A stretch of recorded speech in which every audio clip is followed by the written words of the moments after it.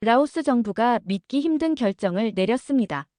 倒塌 세계가 了， 인정한 일본의 混凝 첨단 土碎 수처리 片 시설을 直直地朝着 모두 机械手臂落下， 철거하겠다고 발표한 很幸运 겁니다. 的是，没有。 수백억 원이 투입된 시스템을 이날 깜짝 않고 포기한 이유, 바로 한국에서 돌아온 조사단의 보고서 때문이었습니다. 차관님, 이건 단순한 기술이 아닙니다.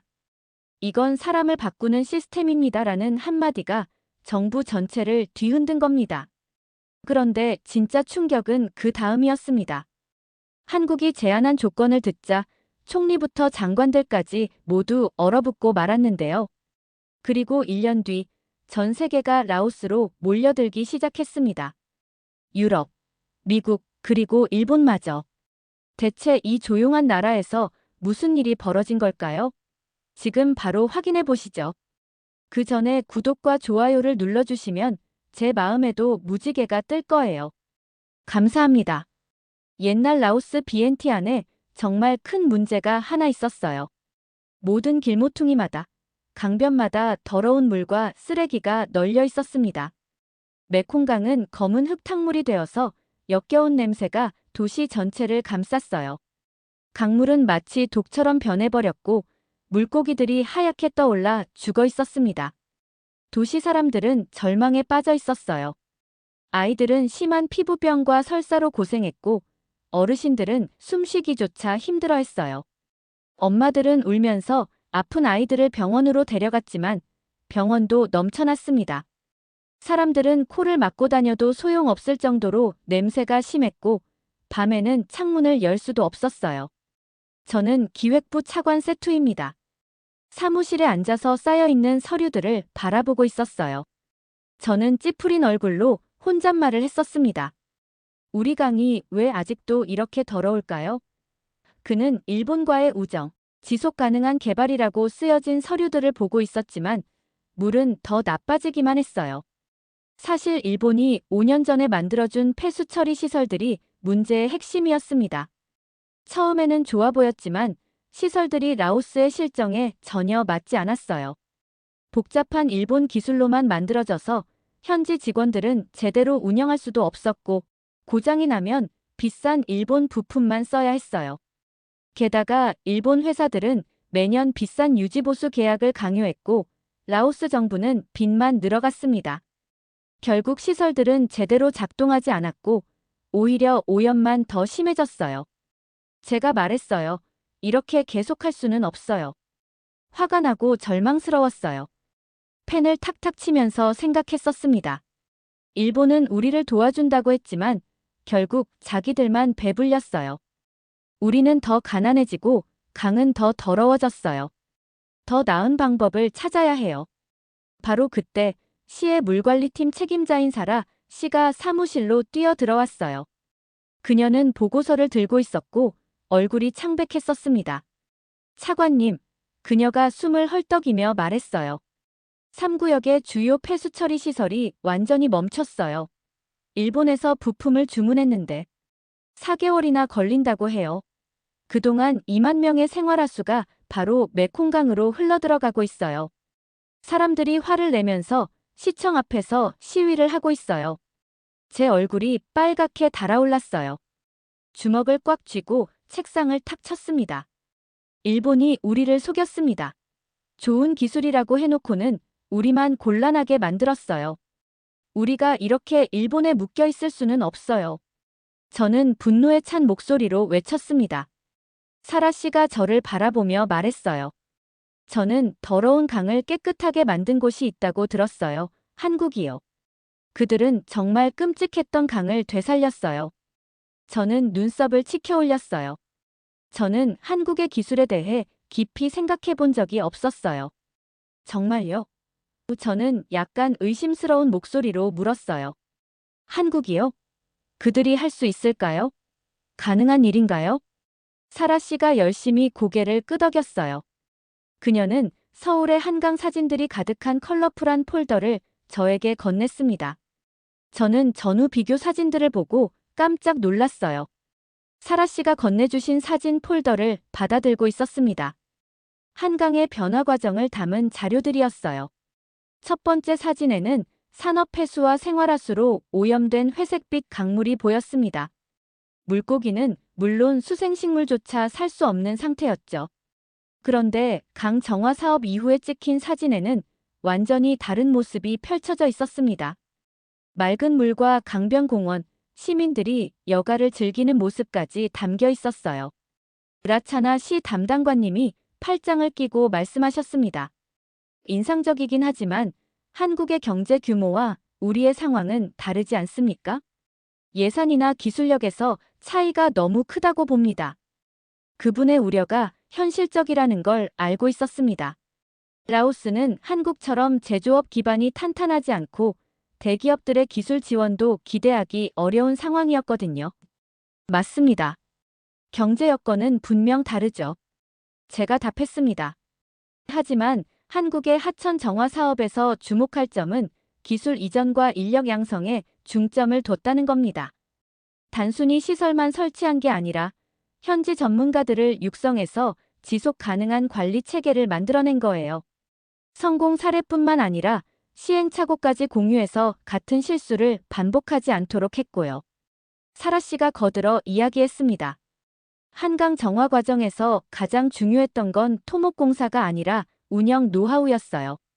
현재 한국의 물 관리 전문가들이 다른 나라 프로젝트에 자문을 제공하는 것도 그런 경험 때문입니다. 라차나 담당관님이 의아한 표정을 지으셨지만 반박하지는 않으셨습니다.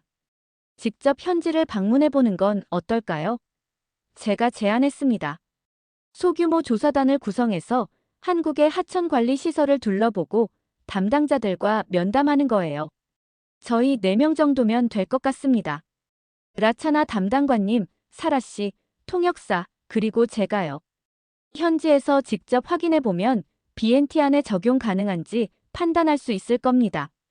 담당관님이 잠시 생각하시더니 말씀하셨습니다. 해볼만 하군요. 실패하더라도 명확한 결론은 얻을 수 있을 테니까요. 사라 씨가 만족스러운 표정으로 고개를 끄덕이셨습니다. 며칠 후 출장 준비를 시작했습니다.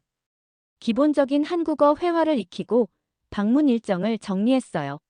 사진을 다시 보면서 몇 가지 핵심 질문들을 정리해뒀습니다. 한국은 어떻게 하천 정화 예산을 확보했을까? 현지 인력 양성 프로그램은 어떻게 운영했을까? 제한된 예산으로도 적용 가능한 기술이 있을까? 출발 당일 아침, 공항에서 조사단 멤버들과 만났습니다. 라차나 담당관님, 사라 씨, 통역을 맡아주실 찬 씨였어요. 모두 기대 반 걱정 반인 표정이었습니다. 이번 출장이 저희에게 중요한 전환점이 될 것 같습니다. 제가 말했습니다. 아직 모든 답을 알지는 못하지만 함께 해결책을 찾아보겠습니다. 라차나 담당관님이 제 어깨를 두드리며 말씀하셨습니다. 세투, 당신을 믿고 있습니다. 좋은 성과를 기대하겠어요. 비행기에 오르면서 한강 사진이 든 폴더를 다시 한번 들여다봤습니다. 더 나은 방법이 있을 겁니다. 메콩강도 되살릴 수 있을 거예요. 이렇게 저희 조사단은 한국으로 향했습니다. 메콩강의 오염된 현실을 뒤로하고 새로운 가능성을 찾아 떠나는 길이었습니다. 인천공항에 도착했을 때 긴장이 되었어요. 공항을 나서며 맑은 공기를 마셨는데 라차나 부장님, 사라 씨, 그리고 통역사 찬 씨가 뒤따라왔어요. 저희 모두 설레면서도 떨렸어요. 한강을 되살린 한국에서 무엇을 배울 수 있을지 궁금했거든요. 한국국제협력단의 황 팀장님이 저희를 맞아주었어요. 정장 대신 편안한 재킷을 입고 계셨고 인상이 참 좋았어요. 한국에 오신 걸 환영합니다. 저희의 성공 사례와 실패 사례를 모두 보여드릴게요. 실패에서 배우는 교훈이 가장 값지다고 생각하거든요. 실패 사례까지 보여준다고 조금 의외였어요. 라차나 부장님이 실수에서 배우는 게 가장 확실한 방법이죠 라고 말씀하셨어요. 맞는 말이었어요. 첫 번째로 간 곳은 통합물 관리센터였어요. 벽면 전체가 거대한 모니터로 되어 있었는데 서울 전체의 상하수도 현황이 실시간으로 표시되고 있었어요. 파이프라인은 물의 흐름에 따라 움직이고 정수장들은 아이콘으로 깜빡이고 수질 데이터가 숫자로 나타나더라고요. 도시 전체가 살아 움직이는 걸 보는 기분이었어요.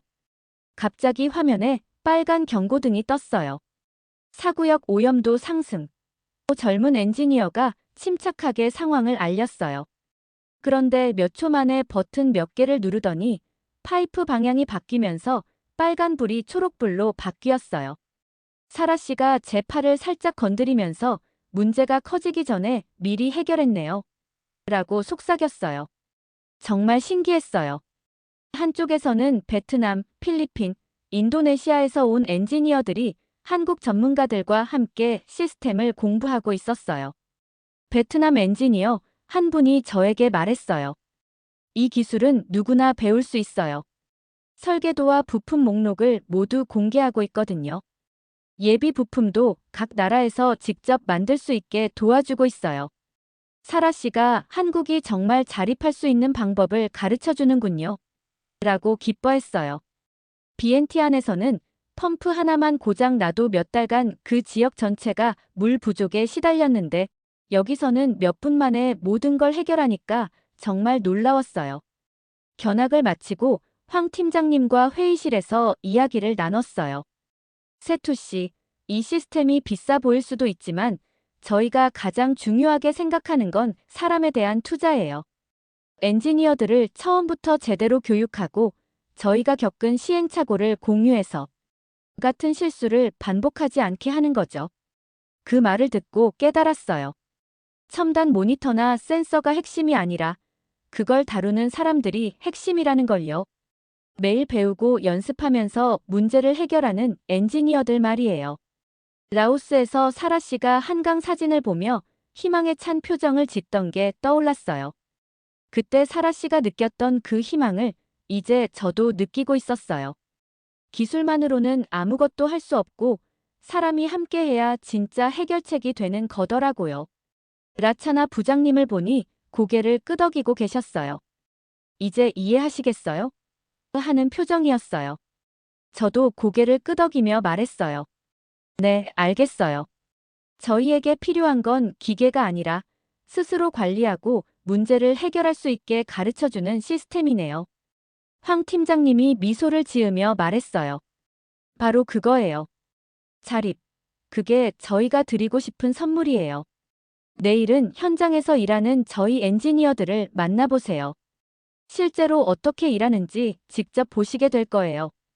회의실을 나서면서 다시 한번 그 거대한 모니터를 봤어요. 서울 전체가 살아 숨쉬는 것처럼 보였고 깜빡이는 불빛들이 말하는 것 같았어요. 환영해요, 세투. 이제 함께 메콩강에도 새 생명을 불어넣어 봅시다.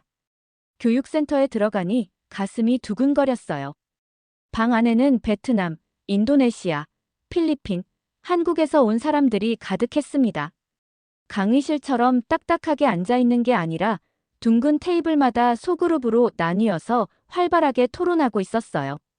벽에는 각국의 지도와 자료들이 붙어 있었고 여러 언어가 섞인 대화 소리가 들렸습니다. 사라 씨 옆자리에 앉으면서 좀 긴장되었어요. 저희 팀에는 베트남 수자원 엔지니어, 한국 교수님 2분, 통역사 찬 씨가 있었습니다. 한국 교수님이 베트남 엔지니어에게 물어보셨어요. 현지 지형과 수로 상황이 어떤지 설명해 주실 수 있나요? 베트남 엔지니어가 지도를 펼치며 설명했어요. 메콩강 삼각주 지역은 대부분 습지와 논이에요. 물이 천천히 흘러서 넓은 지역에 고이죠. 급류를 위한 시설은 저희에게 맞지 않습니다. 저도 공감했어요. 비엔티안도 메콩강변이라 물살이 다르거든요. 그러자 팀 토론이 시작되었어요. 한국 교수님들이 꼼꼼히 메모하시면서 화이트보드에 새로운 아이디어를 그려주셨어요. 수위에 따라 조절되는 수문, 유속 감지 센서, 자연정화 시설 같은 것들이었습니다. 저도 용기를 내서 제안했어요. 수생식물로 자연정화하는 부유식 습지는 어떨까요? 교수님들 눈이 반짝이셨어요. 아주 좋은 아이디어네요. 센서 기술과 결합하면 더 효과적일 것 같은데요. 모두가 아이디어를 내고 스케치하고 점토와 실로 간단한 모형을 만들어 테스트해봤어요. 일방적인 강의가 아니라 진짜 협업이었습니다. 각자의 경험이 더 나은 해결책을 만들어가는 과정이었어요. 마지막에 저희 팀이 전체 발표를 했어요. 현지 재료와 기술을 활용한 맞춤형 시설 계획을 설명했습니다. 박수가 터져 나왔고 베트남 엔지니어와 필리핀 관계자의 얼굴에 자부심이 보였어요. 쉬는 시간에 김 교수님께 궁금한 걸 물어봤어요. 왜 이런 방식으로 교육하시나요? 교수님이 말씀하셨어요. 각 지역마다 조건이 달라요. 매뉴얼만 따라하면 현지 상황을 놓치게 됩니다. 저희가 돌아간 후에도 여러분이 직접 개선해 나갈 수 있어야 해요. 그 말씀이 마음에 와 닿았어요. 비엔티안 사무실의 낡은 도면들이 생각났거든요. 온통 수정사항 투성이인 그 도면들 말이에요. 점심 후에는 현지 학생들과 엔지니어들이 운영하는 수처리 시설을 견학했어요. 식물로 자연정화하는 정원식 시설이었는데 공기가 정말 깨끗했어요. 한국 연수생들과 각국 참가자들이 함께 펌프를 점검하고 계기를 확인하고 있었습니다. 인도네시아 엔지니어가 자랑스럽게 보여줬어요. 이제 고장난 부품도 직접 고쳐요. 본국에서 부품 올 때까지 기다리지 않거든요. 캠프넷 3D 프린터로 만든 예비 부품이었는데 정말 잘 맞았어요. 그때 깨달았습니다. 이게 진짜 기술 자립이구나. 사라 씨에게 말했어요. 이제 알겠어요. 저희 엔지니어들이 이렇게 배우면 남에게 의존하지 않겠네요. 사라 씨가 환하게 웃으셨어요. 버스에서 돌아오는 길에 노트에 적었어요. 현지인과 함께 설계하기. 간단한 시제품으로 빠른 검증. 모든 과정 공유해서 기술 전수. 창밖의 깔끔한 거리와 맑은 하천을 보면서 생각이 바뀌는 걸 느꼈어요. 전에는 기술이란 장비라고 생각했는데 이제는 사람과 협력 방식이라는 걸 알게 되었거든요. 그날 밤 꿈에서 비엔티안 강변이 푸른 정원과 스마트 수문으로 바뀌는 모습을 봤어요. 저희 엔지니어들이 답을 기다리는 게 아니라 스스로 문제를 해결하고 있었습니다. 한국이 준 진짜 선물은 기계가 아니라 함께 일하는 방법, 서로 배우고 가르치는 방식이었어요. 비엔티안 공항에 도착했을 때 저는 마음이 한결 가벼웠어요. 입국 심사를 받으면서도 메모와 스케치가 빼곡한 파일을 꼭 안고 있었거든요. 한 장 한 장이 저희 도시를 바꿀 아이디어와 구체적인 계획들로 채워져 있었어요. 오후에 정부 청사 대회의실에서 보고회를 열었어요. 각 부처 장관들과 국장급 공무원들이 모두 참석했죠. 저는 나차나 국장님, 사라 과장님과 함께 단상에 올라섰어요. 떨리긴 했지만 차분하게 시작했어요. 장관님들, 그리고 동료 여러분. 저희가 한국에서 가져온 것은 기계나 장비가 아니에요. 기술과 경험, 그리고 진정한 파트너십이에요. 첫 번째 슬라이드로 한강 사진을 보여드렸어요. 이 강이 지금으로부터 30여 년 전에는 저희 메콩강처럼 오염되어 있었어요. 공장 폐수와 생활하수로 물고기가 살 수 없을 정도였죠. 하지만 지금은 시민들이 산책하고 아이들이 뛰어노는 생태공원이 되었어요. 참석자들의 표정이 진지해졌어요. 저는 계속 설명했어요. 한국의 수질 관리 시스템에서 배운 핵심은 세 가지예요. 첫째, 사전 예방 시스템이에요. 센서로 실시간 모니터링해서 오염이 발생하기 전에 차단해요. 둘째, 현지 인력 양성이에요. 외국 기술자에 의존하지 않고 자국 엔지니어들이 직접 운영하고 관리할 수 있도록 체계적으로 교육해요. 셋째, 지역 맞춤형 기술 개발이에요. 한국의 기후와 지형에 맞게 기술을 변형하듯 저희도 메콩강 유역의 특성에 맞는 시스템을 만들어야 해요. 다음 슬라이드에는 저희 강변 슬럼가와 오염된 식수로 고생하는 주민들 사진을 보여드렸어요. 더 이상 미룰 수 없어요. 국민들이 깨끗한 물을 마실 권리가 있어요. 그래서 한국과 구체적인 협력 방안을 마련했어요. 라차나 국장님이 설명을 이어받았어요. 한국 측에서 1억 5천만 달러 규모의 수처리 시설 건설을 지원하겠다고 했어요. 단순히 시설만 짓고 끝내는 게 아니라 저희 엔지니어 50명을 한국에서 6개월간 현장 실습시키는 프로그램도 포함되어 있어요. 사라 과장님도 덧붙였어요. 제가 직접 본 건데요. 한국 기술자들이 저희 직원들과 함께 작업하면서 모든 노하우를 공개했어요. 기술 이전에 정말 적극적이었어요. 그리고 BNT 안에 공동 연구소를 설치해서 지속적으로 기술 지원을 하겠다고 약속했어요. 재무부 티다 장관님이 질문했어요. 혹시 정치적 조건이나 숨겨진 요구사항은 없나요? 저는 고개를 저었어요. 전혀 없어요. 한국 측에서는 순수하게 기술 협력만 원했어요. 저희가 성공해서 나중에 다른 동남아시아 국가들도 도울 수 있게 되기를 바란다고 하더라고요. 총리님이 몸을 앞으로 기울이며 말씀하셨어요. 이번 계획이 성공하면 비엔티안뿐만 아니라 라오스 전체의 인프라가 한 단계 올라갈 수 있겠어요. 승인합니다. 회의실에 박수가 터져 나왔어요. 저는 라차나 국장님, 사라 과장님과 안도의 미소를 주고받았어요. 그날 밤 집에서 업무 일지를 정리하면서 생각해봤어요. 한국이 저희에게 준 가장 큰 선물은 자립할 수 있는 능력이었어요. 이제 저희도 외국 기술자를 기다리지 않고 직접 문제를 해결할 수 있게 될 거예요. 그리고 언젠가는 저희도 다른 나라를 도울 수 있는 날이 올 거예요. 창밖으로 메콩강이 보였어요. 아직은 탁하지만 머지않아 맑고 깨끗한 강물이 흐르는 모습을 상상할 수 있었어요. 이제 시작이었어요. 한국과의 파트너십이 저희 강과 국민들에게 새로운 희망이 될 거라고 확신했어요. 파트너십을 맺고 1년이 지났는데요.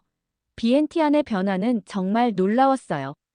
이른 아침 물관리센터에 들어가니 대형 모니터가 켜져 있었고 사라 씨와 라차나 씨가 이미 와서 메콩강 데이터를 확인하고 있었어요. 안녕하세요. 세투 씨, 사라 씨가 인사했어요. 저는 화면을 가리키며 말했어요. 어젯밤 비로 인해 7구역 수위가 높게 나타나고 있었지만 시스템 상태는 정상이었어요. 7구역 유량이 높네요. 사라 씨가 화면을 보며 말했어요. 라차나 씨, 우회 게이트 조정해 주세요. 라차나 씨가 빠르게 조작했어요. 우회 게이트 열고 있습니다. 분산 라인 가동 중이에요.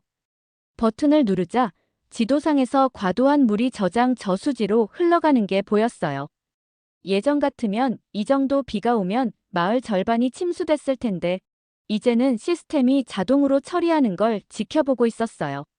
모니터링을 마치고 메콩강변 공원으로 나갔어요. 아이들이 물가에서 놀고 있고 정원사들이 꽃밭을 가꾸고 있었어요. 어부 솜차이 씨가 담벼락에 앉아 있다가 저를 보고 일어났어요.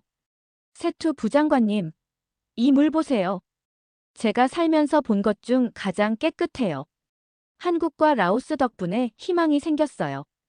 저는 그에게 다가가 악수했어요.